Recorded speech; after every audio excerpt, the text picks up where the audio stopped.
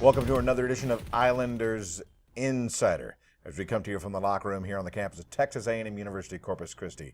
Today we're going to talk some Islander women's hoops with head coach Royce Chadwick, as well as Islander men's baseball, as Coach Scott Malone will be joining us in the locker room. Coach Willis Wilson and the men's basketball team couldn't join us here today, as travel concerns have kind of got in the way. But we're going to talk a little bit of women's hoops right now with the head coach, Royce Chadwick. How you doing, sir? I'm good, Stephen. Well, good to see you. Since the last time we met, you took a split on the road. A lot of times taking a split sometimes is acceptable, sometimes maybe not so much acceptable. A 5-point loss at Houston Baptist, followed by a bounce-back 13-point win at Sam Houston State. Now, these games were really different, especially about how first halves were played. Well, the split's a lot better when you lose that first one, and that makes that split like, okay, we got to get a split now. But we didn't play very well at Houston Baptist. Houston Baptist came out, took it to us in the first half. We were flat, lethargic.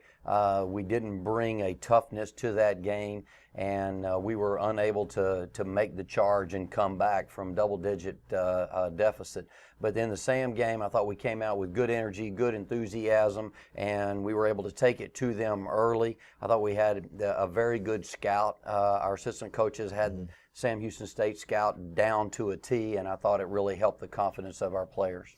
Well, at Houston Baptist, how do you describe a team that really gets off to such a slow start when you run into a situation like that? Is it preparation? Is it focus? Or sometimes is it just bad luck? Well, no, I think it's a little bit of everything. First of all, we don't have a lot of seniors that when things are going rough, that can grab our team, pull them together and say, come on, this isn't happening. After that game, we asked our team, when we don't play well on offense, does it affect your defense? And they said yes.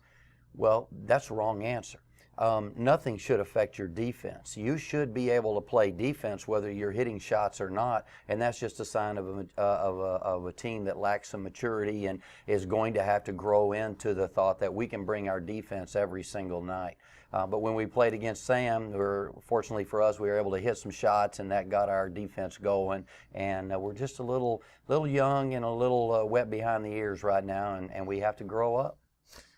Will you characterize the loss maybe as a bit of a wake-up call? Because the way they came and performed at Sam Houston State seemed to have like a significantly elevated sense of urgency. And as we said, especially in the first half, shutting down a good scoring team to, what, 18% shooting?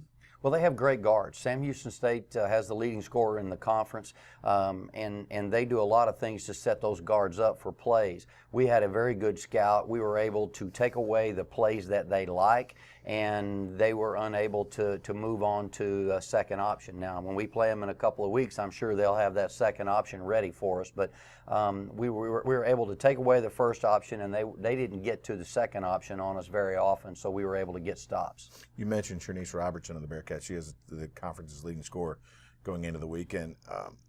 I mean, plain and simple, how did we execute that? Was it just a pushing her off on double teams, or just switching defensively?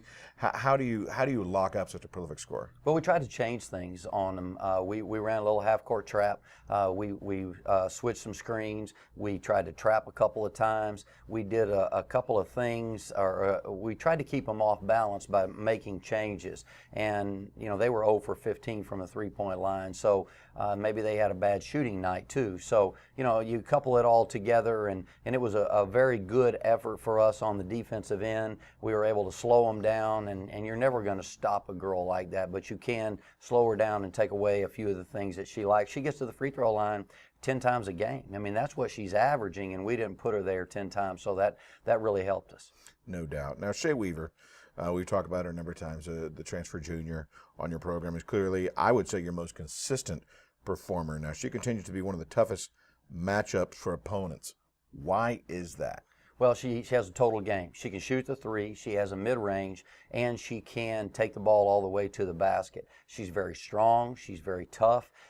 She is one of the strongest people on our team, yet she plays a guard position. She's one of the toughest girls on our team, and she's out there on the perimeter. She can rebound. There's just not a weakness to her game, and she's a very tough matchup for anybody in the Southland Conference. I think she's one of the best players in this league. We know that she has that spot-up ability, but do you prefer to kind of see her on the move, maybe driving and put a little pressure on the defense? Well, I like to see her mixing it up, because when she's doing everything, our team is better. The one thing that, she's so strong that when she gets bumped, I think officials look at it and say, oh, well, she's so strong, she's okay. Whereas a girl like Ashley James or Jennifer Ramirez, when they get bumped, they move 3 feet sideways, and so they get more calls. Shay doesn't. When you bump her, she doesn't move sideways, so she doesn't get that call. So she has to finish with the bump, whereas some of our other girls might get to the free throw line more often. Is Shay or any of your other athletes, would you consider them a must-perform athlete if you're going to be successful, or do you have enough complementary parts to make up for a teammate's game time difficulties? Well, I think if you're going to win in March, everybody better get their average. If you're going to step out there on the court in March, we can't have Jennifer Ramirez have a really, really bad game. Okay. Our whole focus has been play every single game, learn something, and be ready when March rolled around, where we'd be the best basketball team we could possibly be. Now, with that said, in March, if you have somebody like last year, Jazz Shaw had a hurt knee, somebody else has to step up and pick up some of those statistics. But night in, night out, you have those opportunities to go out and play your game, and that's what we're trying to get, is that consistency where every night you go out and play your game. Kind of another personnel question here. You seem quite comfortable going 9-10 deep in your rotation, but as the conference schedule really gets closer and closer to crunch time, do you plan on staying with those numbers, or will the game, or do ultimately just the games dictate how far you go down? Well, we have a game plan going into every game to get our quality people as many possessions as we possibly can. Sometimes they get in foul trouble. Sometimes there are extenuating circumstances that we have to rotate people out. But we feel very comfortable in our bench. I think our bench can go in and give us quality minutes. We are working with them every day in practice to go in and add a dimension to their game, so that when they get into March, they'll be a little bit better basketball player for our team and help us in a little capacity that we might not have been expecting. Well, lastly, Coach, there was a nice moment in the Sam Houston State game where Olivia Foudy, your senior transfer, scored her 1,000th career point of her collegiate career. Now, obviously, she did most of this at Eastern Michigan, where she came from, but to be a part of an important milestone for an athlete such as her, it's got to be a special moment. Well, she is a special player, and she could have chosen to get that 1,000th point opportunity anywhere in the country. She could have stayed at Eastern Michigan and gotten it there. She could have gone to UCLA. Wherever. She chose Corpus Christi, and so we're very honored to have her accomplish that feat in her career, because our whole goal for any transfer is this is going to be the best year you ever had. And I believe we are well on tap to make this Olivia Foudy's finest season as a basketball player, and that's just an accomplishment that she'll always have, and we're very happy that she did it with our family. For sure. Coach, best of luck to you. Thank you.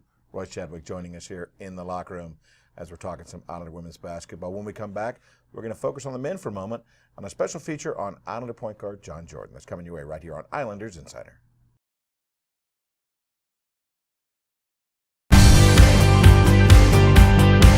The Southland Conference is 4,200 student athletes from 13 member institutions, competing in 17 NCAA Division I sports.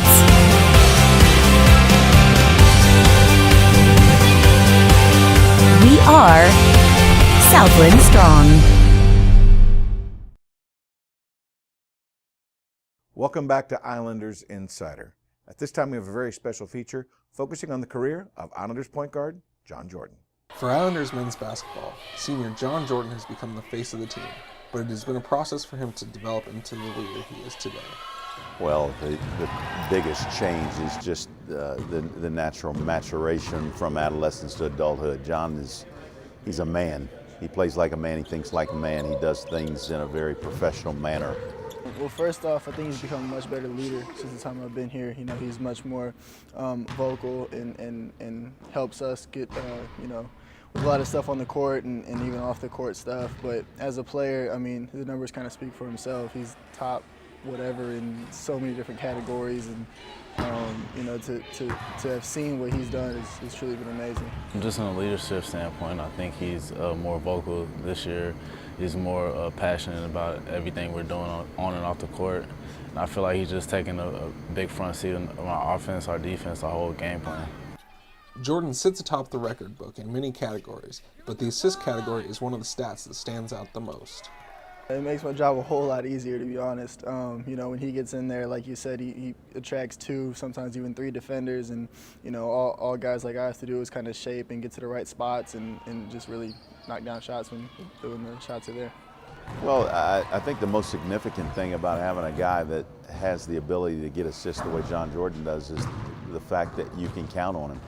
You can kind of the old cliche of penciling in certain things in the book. I don't like to use those sorts of phrases, but in John's case, you know, he's reliable. So he's been incredibly consistent, and for a guy who's our leading scorer, he has a pass-first mentality, which is incredibly unique. Just to think that he could score a lot more points, but he's very unselfish and just really willing to get other people involved has been incredibly impressive from a coaching standpoint. Yeah, just having a point guard that's able to break defenses down at a drop of a dime and then just be able to give me the right pass at the right time. That's a big plus for me and a big plus for our team. For a player that is known for his ability to do damage on the offensive end of the court, Jordan has taken it upon himself to set the tone on the defensive half with a renewed sense of intensity.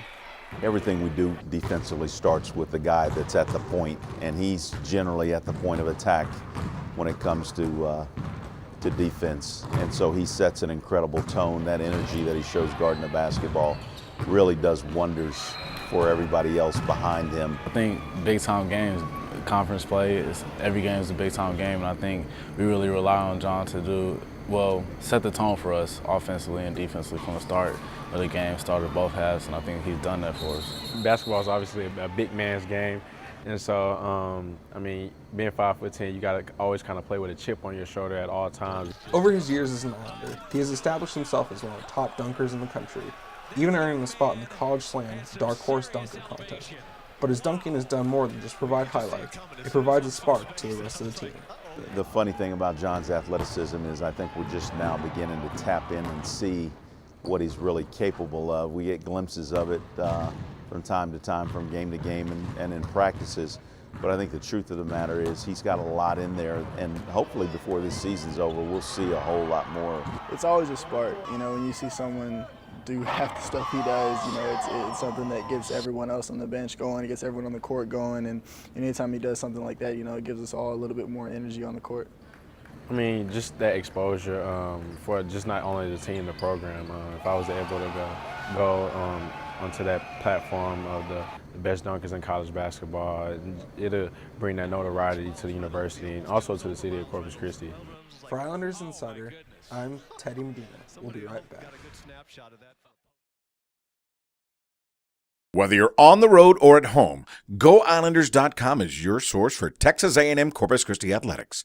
From live stats to live video to all the latest news, GoIslanders.com has everything to keep you up to date on all the latest on your favorite Islanders team. Check out Islanders schedules and statistics and learn more about the student athletes at the Island University.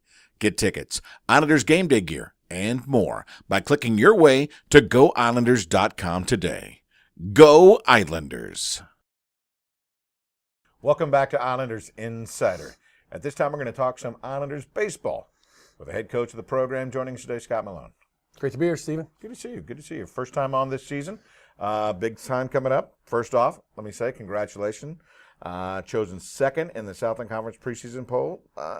Did it surprise you at all? Not that the acknowledgement isn't deserved, but simply the fact that others recognize the progress of the program. I think that's the biggest thing is, especially when, you know, coaches vote, when you see your peers put you up there. And I think the staff, the players, we feel good about the direction, but we're not there yet. But then to see some people on the outside go ahead and put you up in that 2 spot, boy, it feels like it's way up there, especially, you know, from over the long term where we've been. You know, this is it's nice change of pace to start at the top and see if we can hold on. Other preseason notes here: 3 Islander seniors were named preseason all-conference performers. senior Matt Denton, the pitcher, of course, outfielder Tyler Ware, first teamers Jordan Lee, outfielder, second teamer. Now, it's an outstanding honor, no doubt about it, to be named, but this recognition is for what you've done in the past. Do you remind them that the postseason accolades are a little bit sweeter than the preseason?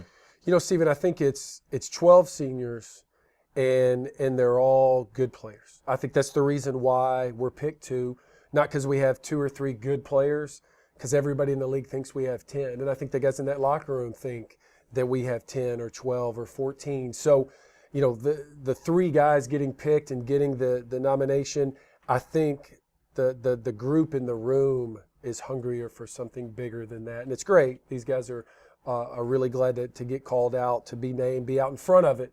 But I think the guys in the room want something more than that. So it's a fun time right now when I've got that much leadership in that room. There's no doubt. It's funny how these things work, though. Evaluating talent is a bit subjective. You pointed this out, that the league has Jay Lee as a second teamer, but there are publications that have him as player of the year. It's just the upside of the individual players. How good can Jordan Lee be? How good can Tyler Ware be? You know, and that's just scratching the surface. Get over to the pitching side where you get a Jacob Dorsey, Trevor Belichick, Matt Denton. Get down to the sophomore Devin Scapura. Man, how good can some of these guys be? You know, and again, that's where the excitement is. And you want to be careful as the coach, as the guy out front. But, man, there's a chance for this group to be really good. Now, how have the workouts been leading into the season? Are there any surprises? Any players showing you something more than you had anticipated? You know, a couple of guys on the pitching staff, which is we walked out one of the days this weekend. Garrett Harris is one of our new guys, and he's a big signee, big free agent, supposed to be the best new guy, and he's really coming on. And a couple of the coaches, hey, this kid may move into the rotation, and in front of who, and so it is kind of a good problem to have. I've been saying that's been kind of my mantra for the last 30 days. There's a lot of good players in the locker room. It's going to be you still got to go out and play. You got to go out and win games. It's going to be a fun team to coach because there's a lot of good players in the locker room. Now, you guys are working so hard. What's going on the diamond? There's no doubt. But I know that you want baseball to be better on the field, but you also want the entire experience of Islanders baseball to have an impact on fans. Tell me about some of your fan initiatives for this year. Man, there's I don't know if we have enough time in the show, but we're trying to create an atmosphere. We're trying to create a brand. We're trying to create tradition. Might be the best word of it. Friday night's opening night. We're doing a T-shirt exchange for all of our students on campus. Come swipe your ID, bring us a T-shirt from any other university, any other in-state, out-of-state. And obviously you see them, everybody sees them walking around their campus. Man, I wish that guy was wearing one of ours or her. So that's the idea on opening night. Let's get some Islander gear out there at no cost to anybody. Just trade them out. We're doing a little Valentine's spin the second night, giving the girls on campus a chance to be in the dugout. Not sure how that's going to go yet, but we'll have some fun with it for sure.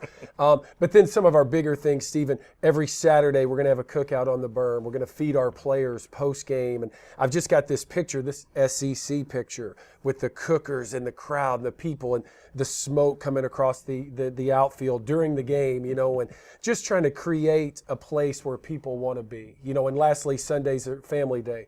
Bounce house, cheerleaders out, Peyton, Islanders, the logo on little kids' faces, that kind of stuff. Just another reason for families to come out to the park. So we're trying to get them all. We're trying to get the whole city and give them a reason to come out and watch us play. Outstanding. Now, the new season begins this Friday night on campus at Chapman Field. You host a 3-game series against St. Peter's. How do you lay out your game plan for the weekend? Do you want to get as many different arms and bats out there as possible to evaluate, or do you just kind of go for the throat and put your horses out there? You got it. Man, I want to win. Where's Herm Edwards? We're going to play to win the game. That's what we're doing. I want to go out. I want us to play well. Am I worried about I think one of my strengths as a coach is getting 30 players on the field in a weekend. That's the least of my worries. I want to see how good we can be. I want to see our pitchers stick their chest out and really go get them. I want to see us knock the ball around the park, steal bases, run. I want to see us be aggressive and go, let's go see how good we can be. Well, the following weekend, February 19th to the 22nd, the Claybrook Bank College Classic, Missouri, Purdue, and, of course, Southland Conference foe and a powerhouse foe, Sam Houston State coming to town to Whataburger Field. Now, this tournament over the years has become one of the best college baseball showcases in the country.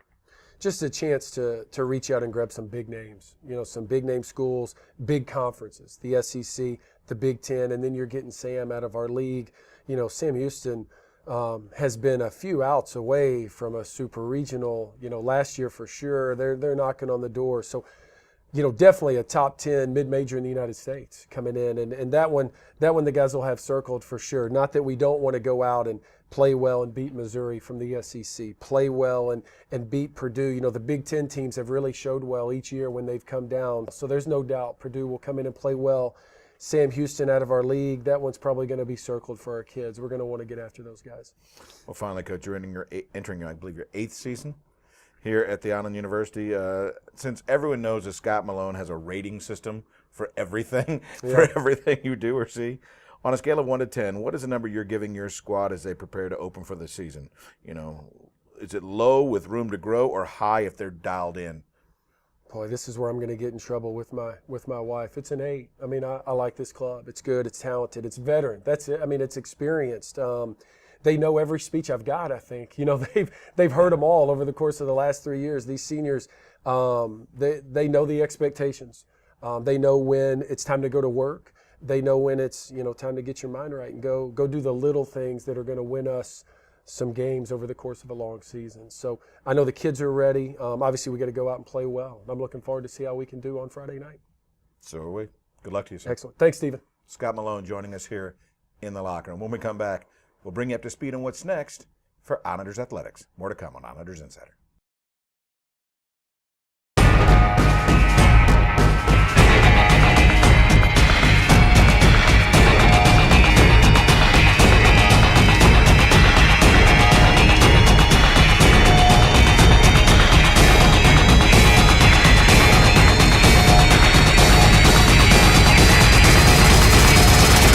The Countdown to Katy, March 11th through 15th at the Merrill Center. Go to Ticketmaster.com or Southland School ticket offices.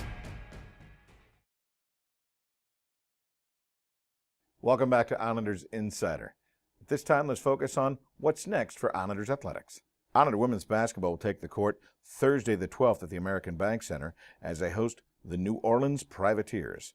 Then on the weekend, it's doubleheader action at the American Bank Center at 1 and 3:30 as Islanders basketball hosts Stephen F. Austin. That game will be televised on ESPN3. On Monday the 16th, it'll be the Islander men's team hosting the New Orleans Privateers at 7 o'clock at the American Bank Center. Wednesday, February 18th, Islander women's basketball will head out on the road as they travel to Abilene Christian.